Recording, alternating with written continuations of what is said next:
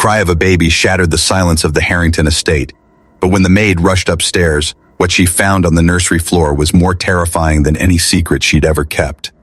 The silver tray trembled in Maya Williams' hands, porcelain cups clinking together in a rhythm that betrayed her nerves. She froze in the corridor, the polished silence of the Harrington estate suddenly pierced by a sound that didn't belong.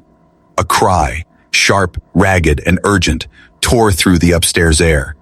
It wasn't the muffled whimper of a restless child. It was different, raw and pained, the kind of sound that cut straight to the marrow of a woman's heart. Her pulse jumped. She had learned in her month at the estate that every sound in this house followed its own rhythm. The echo of Camille Harrington's heels on marble, the whisper of Lydia's clipped commands, the low hum of the air vents that kept the place cool even in Charleston's swelter. But this sound did not fit. Maya set the tray on the console table with careful haste, the china rattling against the polished wood, and straightened. Her orders were clear. Keep her head down, do the work, stay invisible. A black maid in a wealthy white household knew better than to linger where she didn't belong.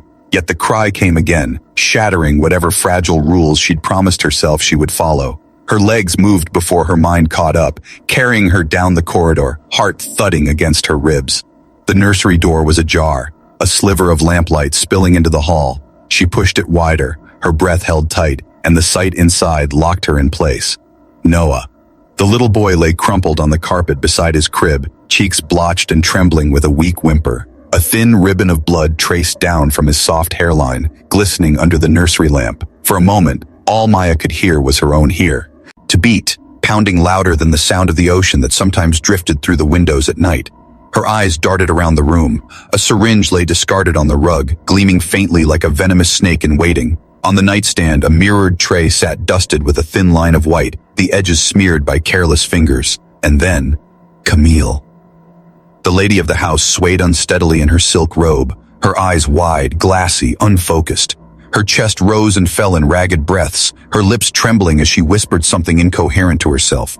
The sharp tang of perfume laced with something chemical stung Maya's nose, making her stomach twist. Noah whimpered again, struggling against the weight of his own small body as he reached weakly toward the crib. The sight of it tore through Maya. He wasn't just a baby in her care for the evening. He was a fragile soul who had clung to her finger more than once, soothed by her humming when no one else could calm him. In the short weeks she had worked here, he had learned her presence meant safety, warmth, a steadiness absent in the chaos of his parents' world. Maya's throat tightened. Every instinct told her to step back, to let the family handle its own sins, to protect herself from being branded the meddling maid who didn't know her place. But her feet moved anyway, pulling her closer to the boy, closer to the danger. The cry came again, softer now, weaker, as though even Noah's voice was slipping away. And that was when Camille turned, her glassy stare snapping to Maya.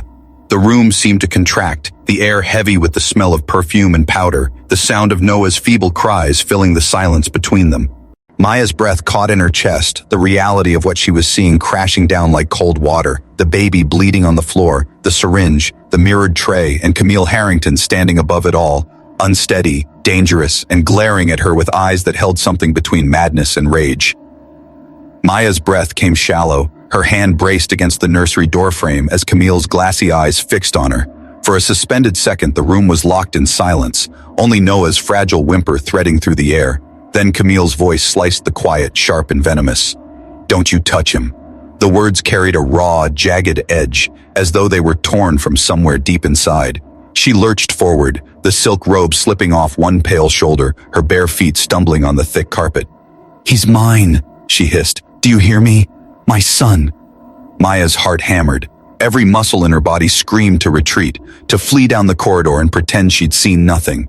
But Noah's tiny arm lifted again, trembling in the air like a signal flare. His face was damp, blotched with confusion and pain, and in that moment, retreat wasn't an option. "He needs a doctor," Maya said, forcing her voice to stay steady.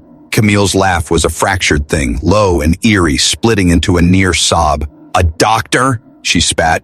"You think you know better than me? You think you're the savior here?" She staggered closer, the stench of bitter perfume rolling off her. "You're nothing. You're the help." The door creaked again and Lydia appeared in the frame, precise and cold, her uniform crisp as ever. But her eyes, sharp, assessing, took in the scene with no flicker of surprise. It was as though she'd been waiting for this moment. "Miss Williams," Lydia said, her tone like ice. "Step back. This is a family matter. Don't make trouble for yourself."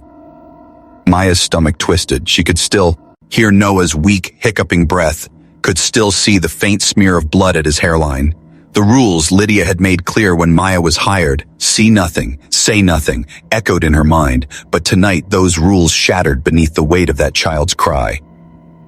Her body moved before her doubt could stop it. She knelt, gathering Noah into her arms, his small frame curled against her chest, his tiny fists clutching at her blouse.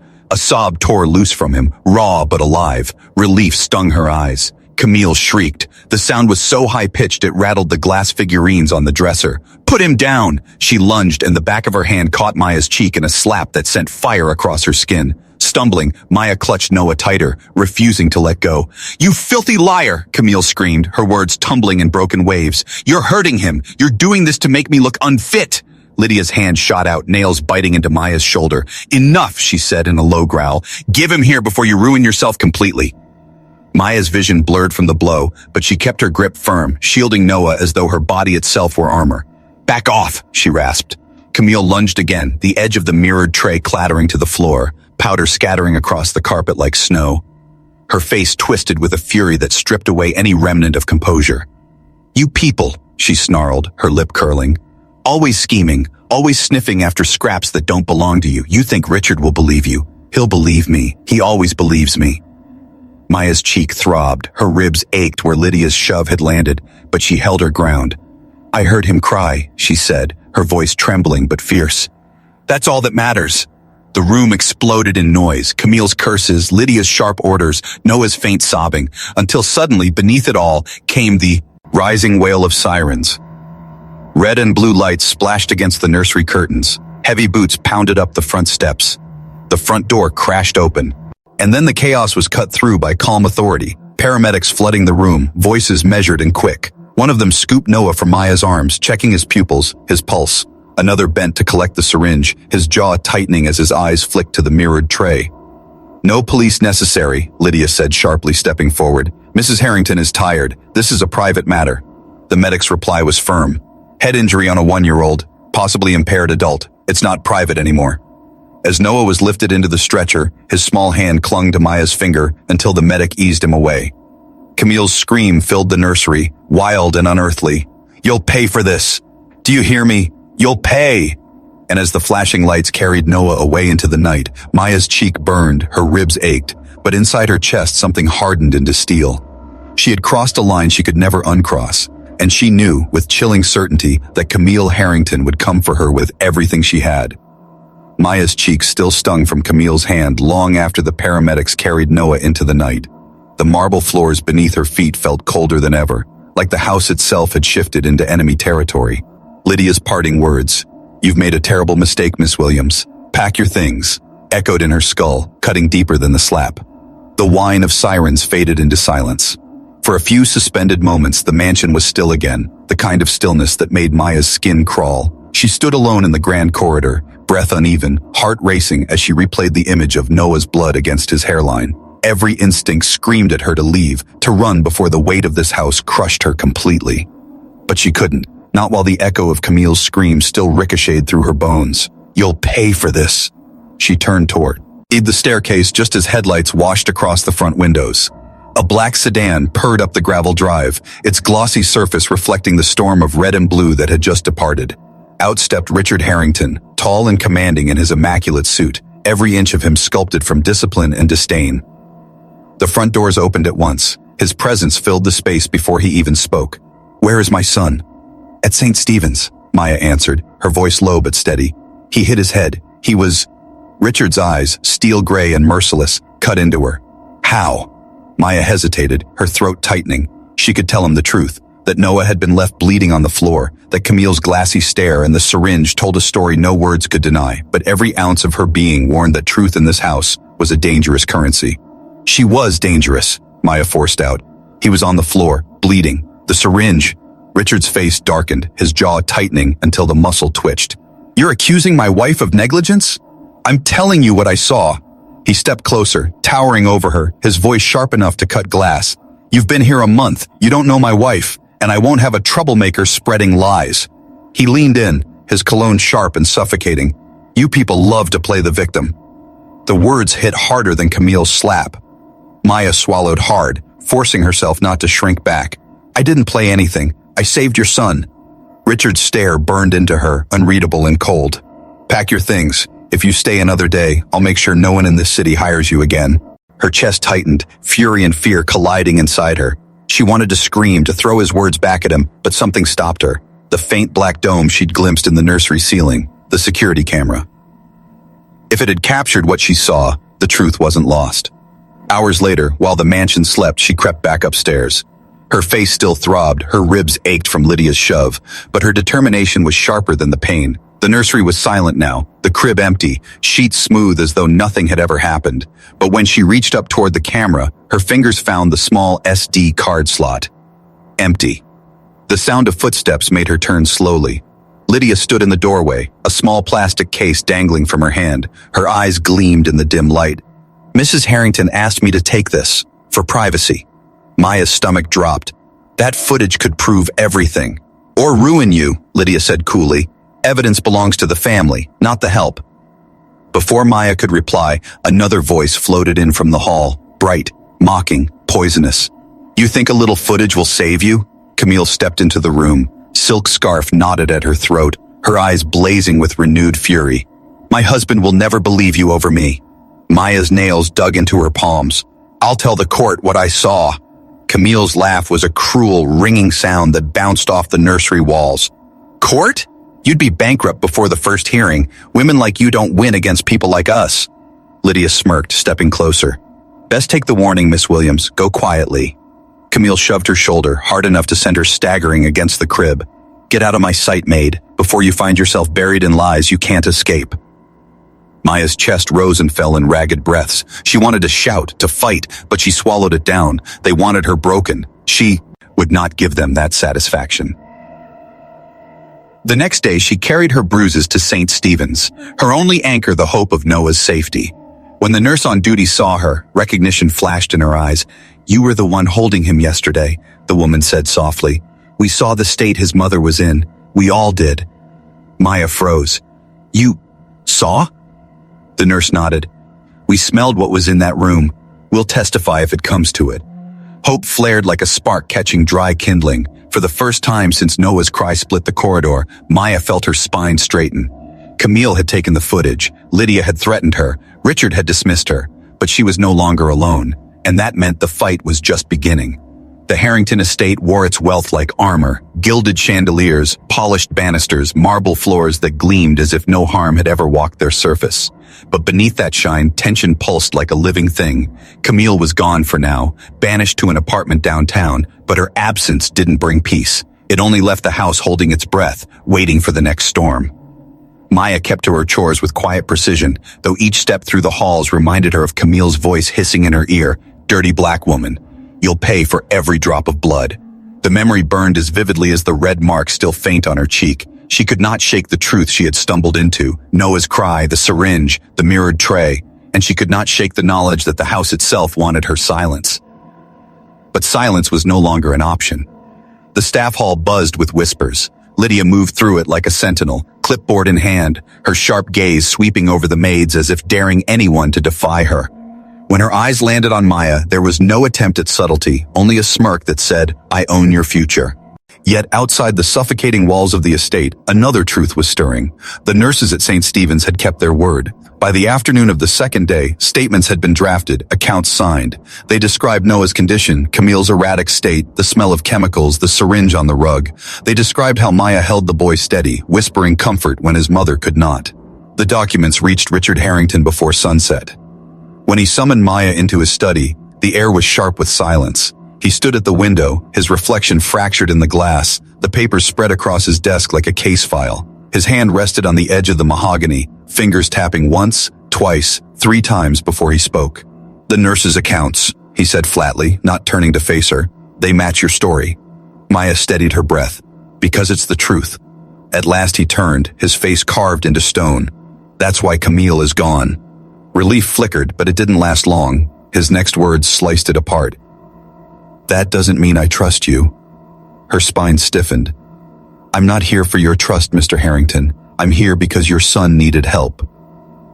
His eyes narrowed, cold and sharp.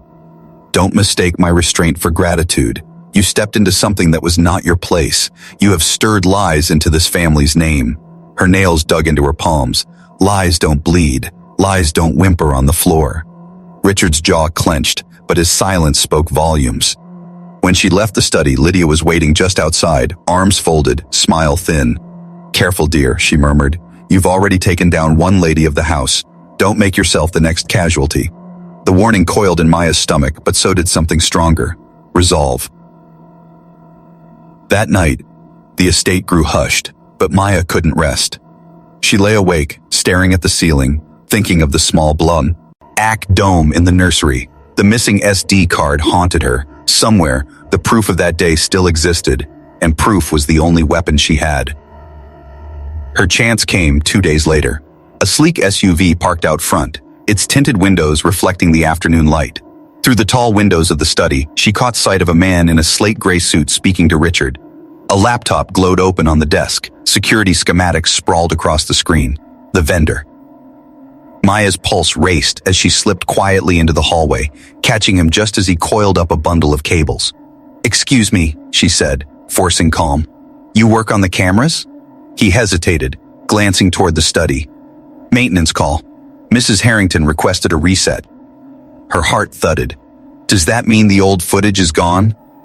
"Not necessarily," he said. "Backups are stored on the cloud. Client can request a pull anytime." Hope flared so hot she nearly staggered. "And who can request it?" "Mr. or Mrs. Harrington," he shrugged. "Or anyone with their written consent." As he walked away, Maya's face remained neutral. Inside, her mind raced. Camille had taken the card, but she hadn't erased the truth. The footage lived somewhere untouchable, on a server, waiting. That evening, the atmosphere at dinner was brittle. Richard ate in silence, Noah absent at his grandmother's house for safety. Lydia moved like a ghost between courses, her eyes on Maya, as if daring her to breathe too loudly. Camille's absence was a hollow shape in the room, but her presence lingered like poison in the air. After the dishes were cleared, Richard called Maya back into the study. He slid the nurse's statements across the desk toward her. "These are the only reason Camille isn't here now, but don't think that clears you. For Noah's sake, I'm letting this go. But for yours, stay in your place." Maya bit back her reply, though fire surged in her chest. She wasn't here for his thanks. She wasn't here for his permission. She was here for the truth. Later, as she carried linens through the staff hall, James, the youngest footman, new and unscarred by the Harrington way, paused at the pantry door. "You're the one who called 911, he whispered. Maya froze, then nodded slowly. His expression tightened. "You did right. A beat. And if you ever need something pulled from the system, I run errands for Mr. Harrington sometimes. Files, tech drives." Her heart leapt. "Like camera pulls?" He shrugged, but his eyes said yes. That night, lying awake in the narrow bed, Maya's breath came shallow but steady. She had allies now. The nurses, James, maybe even the truth itself, waiting on a server, unaltered, undeniable. Camille's venom might still snake through the halls. Lydia's smirk might follow her like a shadow. Richard's mistrust might weigh on her shoulders. But Maya had something they didn't. The will to fight. And in this house where lies gleamed brighter than silver, sometimes a maid with nothing to lose could be more dangerous than the mistress herself. The winter light at the Harrington estate was thin and brittle, the kind that painted the marble floors in cold gray instead of gold. The house looked calm, almost serene, but beneath the silence was a vibration, a taut wire ready to snap. Maya had begun to move differently through the halls, not with the quiet submission of her first weeks, but with the sharpened awareness of someone carrying both danger and purpose. It was James who shifted the balance. Late one evening, he lingered near the back staircase, glancing around nervously before slipping her a small flash drive. "Last pull from the vendor before the reset," he whispered. "Don't ask how I got it. Just see for yourself." Her hands trembled as she tucked it into her apron pocket. That night, in the small square of light from her desk lamp, she inserted it into her old laptop. The screen flickered, then the file loaded. And there it was. The nursery. Noah's cry. The syringe glinting under the lamp. Camille swaying in her silk robe, glassy-eyed. And Maya herself, running in, scooping Noah up, her voice tight and urgent as she called 911. Every word, every blow, every insult, caught in merciless digital clarity. She sat back in her chair, breath caught between a sob and a laugh. The truth wasn't gone. It was right here. But truth was a dangerous thing in the Harrington house. At dawn, she carried a copy to Elena, who promised to hide it outside the estate. "Keep it safe," Maya urged. "If anything happens, this comes out." By midday, she was ready for the next step. Richard was in his study, surrounded by contracts and stiff-backed lawyers. Maya waited until the last one left, then stepped forward with the flash drive. "You need to see this." He slid it into his laptop. The footage played in silence, the only sound in the room, Noah's muffled cries from the recording. When Camille's voice spat venom and her hand cracked across Maya's jaw, Richard's color drained. By the time the file ended, his fingers were clenched white on the edge of the desk. "She hit you," he said slowly, his voice low with something dangerous. "She would have done worse if I hadn't fought her off," Maya answered evenly.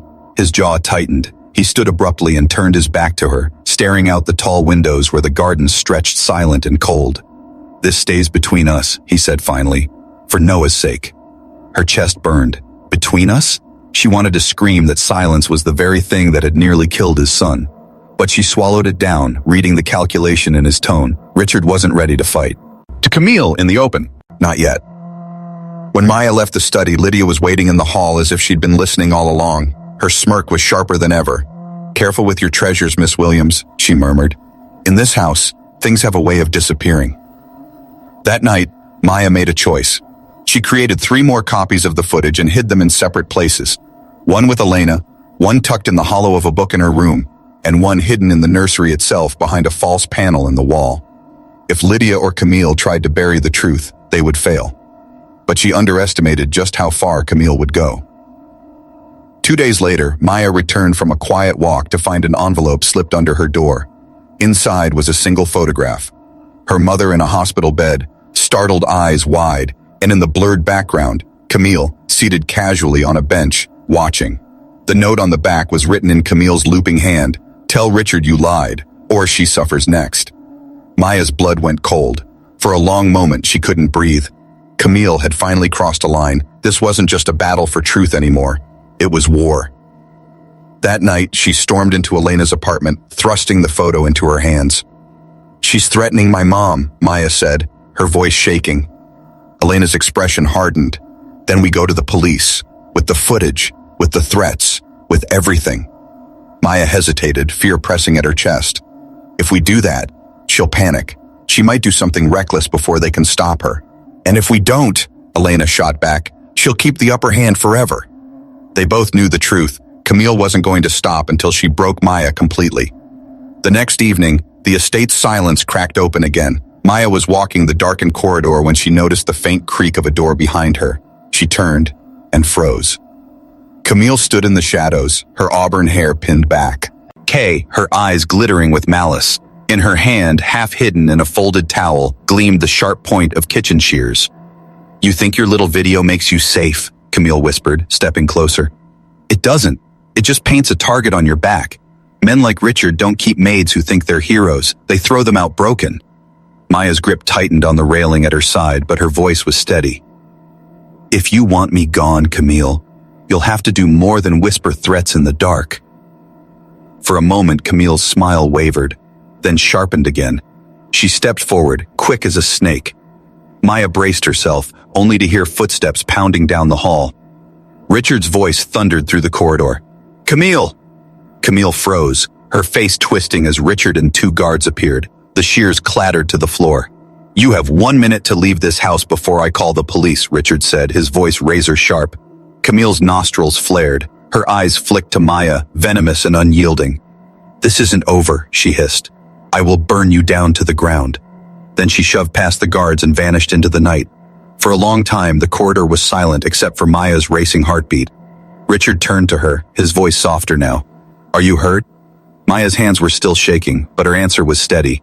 "Nothing I can't handle." Yet in her chest, she knew the truth. Camille was escalating. The war had only just begun. The storm broke not with rain but with whispers.